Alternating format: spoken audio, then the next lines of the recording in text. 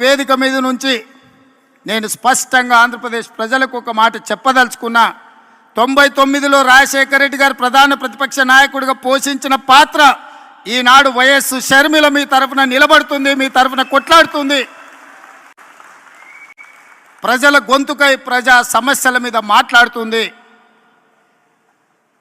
99 రాజశేఖర రెడ్డి గారి స్ఫూర్తిని ఈనాడు షర్మిల కొనసాగిస్తుందని సంపూర్ణమైన విశ్వాసం నాకున్నది.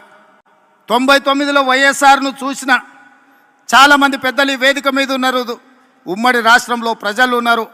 99లో వైఎస్ఆరే ఇవాళ వైఎస్ షర్మిల ప్రధాన ప్రతిపక్ష నాయకురాలుగా పనిచేస్తుందని చెప్పి నేను ఈ సందర్భంగా మీకు అందరూ తెలియజేస్తాను. ఈరోజు ఈ రాష్ట్ర రాజకీయాల గురించి నేను ఎక్కువ మాట్లాడాను, కానీ ఒక్క మాట అయితే చెప్పదలుచుకున్నా.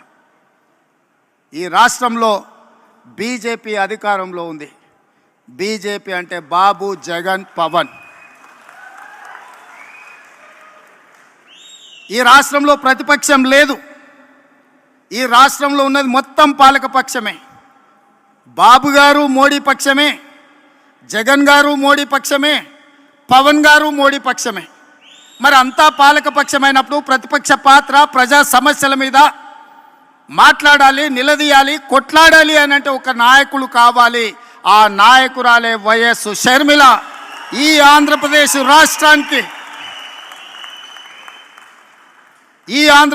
రాష్ట్రానికి ప్రజల పక్షాన, బడుగు బలైన దళిత గిరిజన మైనారిటీ మహిళల పక్షాన నిలబడి కొట్లాడేది, నిలబడి మాట్లాడేది, ఢిల్లీతో నిలబడి కలబడేది వైఎస్ షర్మిల. షర్మిల గారి నాయకత్వంలో మీరు పనిచేయండి.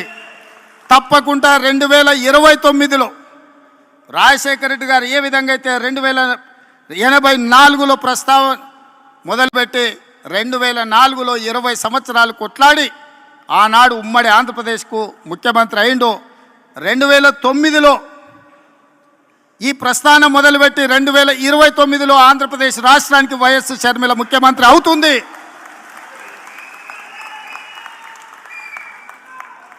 కార్యకర్తల త్యాగం, వైఎస్ షర్మిల పోరాటం ఊరికే పోదు. ప్రజలు నిశితంగా గమనిస్తున్నారు.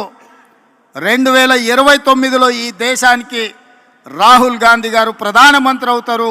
ఆంధ్రప్రదేశ్లో కాంగ్రెస్ పార్టీ అధికారంలోకి వస్తుంది. ఇదే వైఎస్ఆర్ చివరి కోరిక.